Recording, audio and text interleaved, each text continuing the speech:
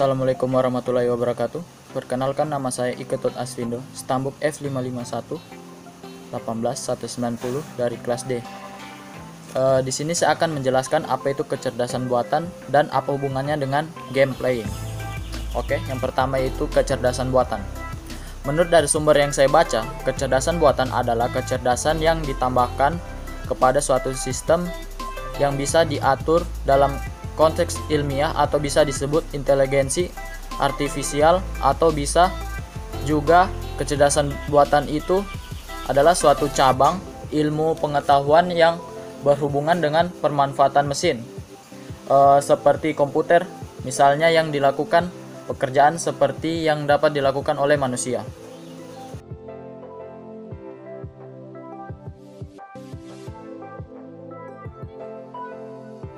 Oke, yang penjelasan kedua yaitu apa hubungannya dengan game playing. Di sini kita lihat apa hubungannya dengan hubungan kecerdasan buatan dengan game playing. Di sini saya akan menjelaskan apa itu game. Game merupakan istilah yang berarti permainan atau disebut dengan game playing. Nah, di dalam dunia teknologi informasi, istilah digunakan untuk sarana hiburan yang menggunakan perangkat elektronik atau mesin. Nah, apa hubungannya kecerdasan buatan dengan game playing? Yaitu kecerdasan buatan melakukan pekerjaan yang dilakukan oleh manusia dan menggunakan alat teknologi atau elektronik, yaitu komputer. Nah, sedangkan game playing adalah suatu game yang dimainkan oleh manusia dan harus menggunakan perangkat elektronik seperti komputer. Itulah hubungannya. Jika tidak ada komputer atau perangkat elektronik, maka game playing atau permainan hiburan tidak akan bisa dimainkan.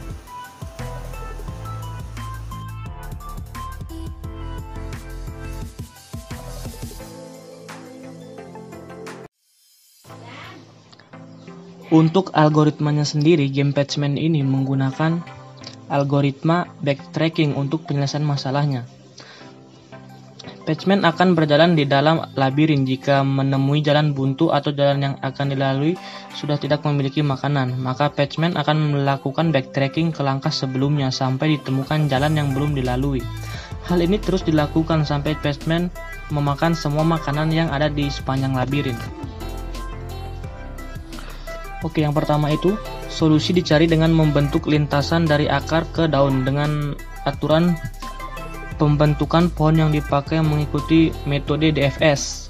Simpul-simpul yang sudah dilahirkan dinamakan simpul hidup. Simpul hidup yang sedang diperluas dinamakan simpul E, explain node. Yang kedua, jika lintasan yang sedang dibentuk tidak mengarah ke solusi, maka simpul E menjadi simpul mati, dead node, dengan fungsi pembatas, bonding function. Yang ketiga, jika pembentukan lintasan terakhir dengan simpul mati, maka proses pencairan diteruskan dengan membangkitkan simpul anak yang lain. Bila tidak ada lagi simpul anak yang dapat dibangkitkan, maka pencarian solusi dilanjutkan dengan melakukan runut balik ke simpul hidup terdekat. Yang keempat, pencarian dihentikan bila kita telah menemukan solusi ditemukan atau tidak ada lagi simpul hidup untuk ranat balik, solusi tidak ditemukan.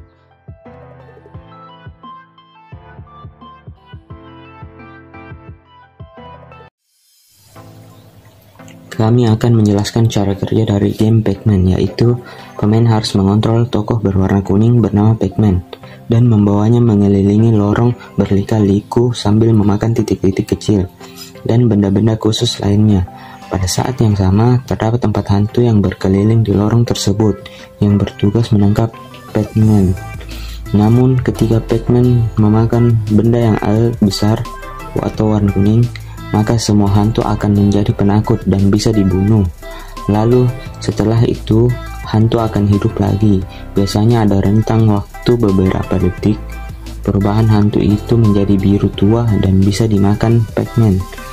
Tugas dari Pac-Man adalah menghabiskan semua titik-titik kuning di lorong-lorong dengan bantuan 3 nyawa. Sang pemain dapat menyelesaikan satu level atau satu tingkat jika berhasil memakan seluruh titik dan benda khusus.